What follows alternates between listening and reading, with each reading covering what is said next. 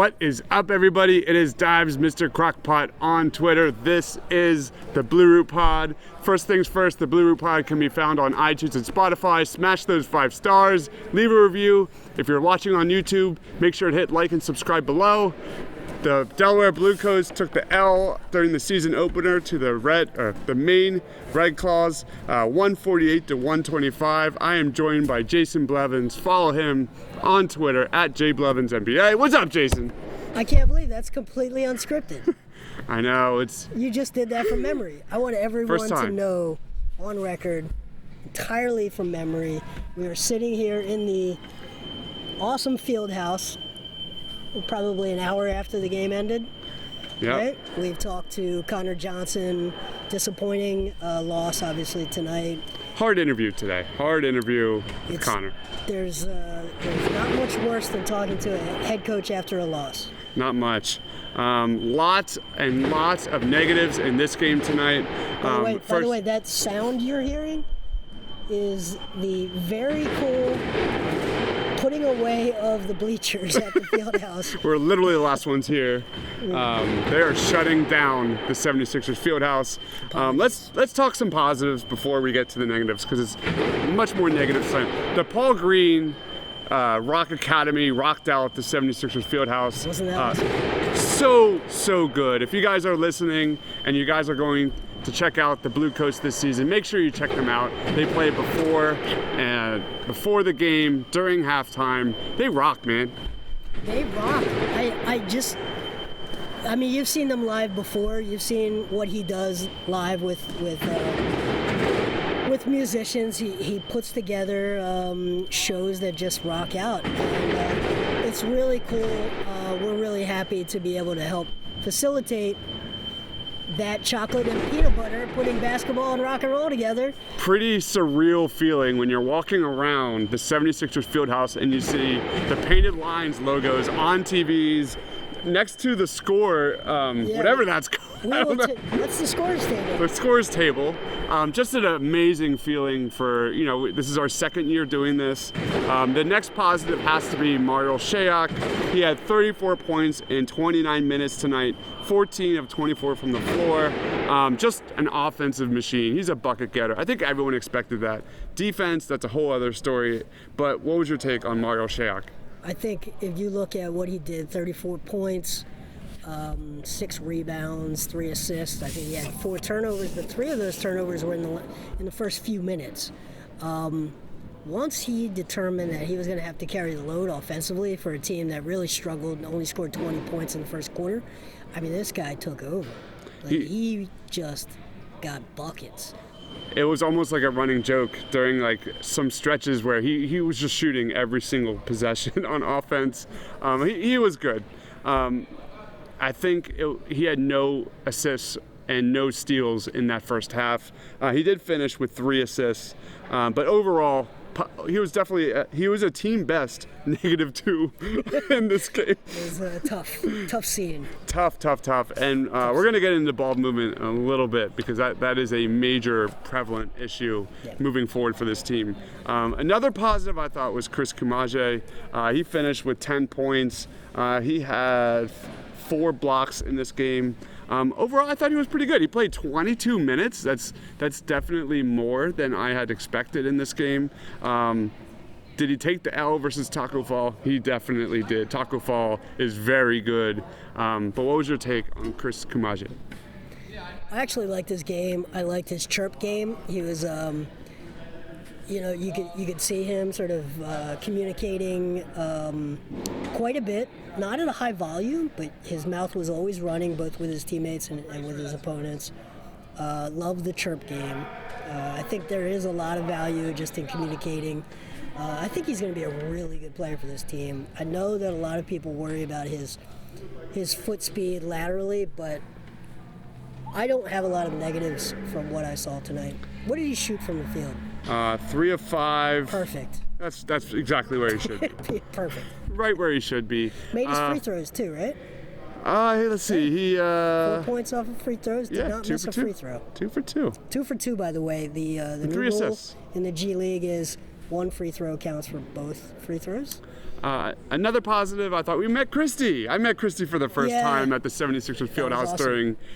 after the end of the third quarter. She provides a ton of our TPL culture content with TV reviews, and she does a lot of soccer, Philadelphia Union stuff. What is this, a crossover episode? Crossover!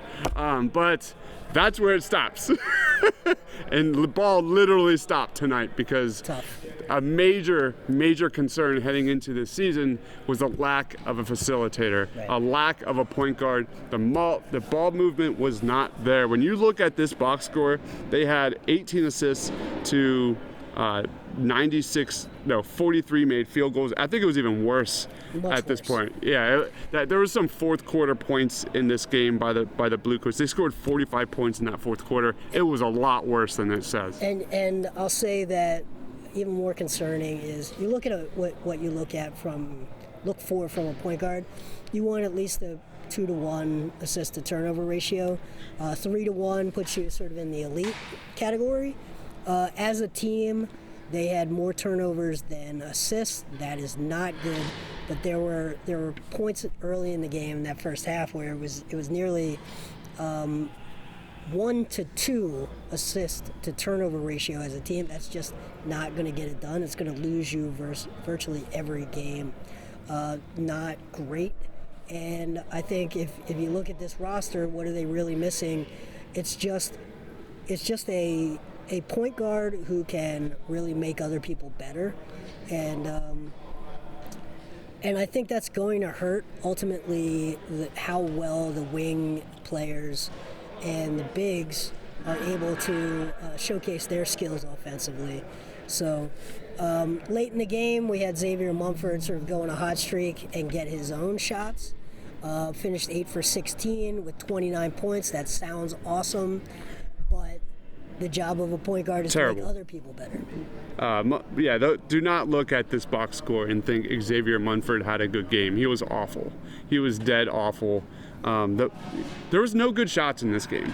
The Maine Red Claws played tight up on our shooters all game long, and the Blue Coats shot 12 of 32 from three-point range, but don't look at that also because it was much worse than that. They had a lot of three-pointers made in that fourth quarter. But ball movement, man, I am legit concerned about the success of this season, mainly for guys like Jared Brownridge, guys like Norvell Pell, guys like Zhaire Smith. Zhaire Smith is not going to run the offense. Jared Brownridge needs good shots. Norvell Pell needs a point guard that can facilitate a pick and roll and get him lobs at the basket, let him roll to the basket. I don't know if we're going to see that, man. I'm worried. And I would add Haywood Highsmith. So we've now just essentially named off a major portion, a majority of their top 8 rotation that really needs to have a facilitator and a floor general. So I like Mumford's ability to score, and I think there's value in that. But that may have to come early in games to open other things up. But what I didn't see is his head, his eyes really seeing where everyone else was on the floor. And for me, that is just mandatory skill set for a point guard. Hopefully this is all jitters. The Blue Coats had 21 turnovers into this game. It felt like double that. It was a very sloppy game, especially in that first half where they just got pretty much bullied on the perimeter and in the paint. And that's another takeaway from this game. The Blue Coats are a very tall team. They got out-bullied in the paint tonight. They got out-rebounded. Let's see, the Maine Red Claws had 57 rebounds to 45 for the Blue Coats. Like I said, it was much worse than that. Yeah, it was, and you're right. They had a size advantage. They were at a disadvantage speed-wise, which I think when the opposing guards are getting by your point of attack defenders that easy, that forces the rim protector to step out, which leaves their man open for those rebounds. So 14 offensive rebounds that they gave up to the Red Claws. That's just not going to get it's not going to get it done for you. Now let's quickly talk before we wrap this up on Zhaire Smith. There's literally a guy vacuuming about 50 feet from us, so I don't know how much time we have left here. But Zhaire Smith, very mediocre game from Zhaire. I didn't think he brought that much defensively. He had a few moments defensively with his on-ball defense, mainly on what's his name, Tremont Waters and Romeo Langford.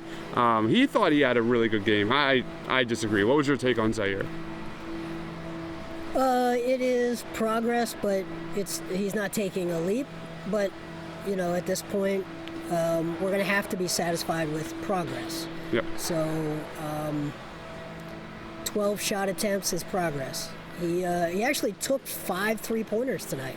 Yeah. So look, you got to take them first, and then you can make them later. I like that we saw some step-back threes tonight. That was fun. But overall, he very much looks like the guy that, you know, the offense is going to have to come to him. And when you have no point guard on this team and no ball movement on this team, he's going to have to create for himself. And I'm a little worried about that. He is, but, you know, again, they're going to have to, if they can play good defense, create turnovers, and run, he can score in transition. I mean, the guy can finish. He can get inside. So he is a finisher. But all of that starts on the defensive end. And only one I remember steal talking to Josh Richardson after that blowout loss against the Wizards in the preseason. I said, so what was going on with your pace tonight? And he said, it's really hard to play fast when you're constantly pulling the ball out of the net. And that's kind of what happened tonight. They were not able to play fast whatsoever offensively. And when they did try to play in transition, they would turn the ball over in transition a lot, which is just not what this team can get away with. Yeah. Turnovers ultimately killed them. A lot of bonehead plays, offensive fouls, just things like that just really took them out of this game pretty quick. Any last comments before we wrap this up, man? We're shutting this place down. We are. We are. They are putting down the stands. They're vacuuming all around us. Make sure you follow Jason on Twitter. Well, hold on, I have one other thing to say. Anyone who thinks we do this for the glory and the status and the clout. No glory. There's no glory, there's no status, there's no clout. We are closing this place down because we love it. And we want to share this stuff that we discover, so hopefully you like that. Make sure you follow Jason on Twitter at @JBlevinsNBA. I'm Dibes, Mr. Crockpot on Twitter.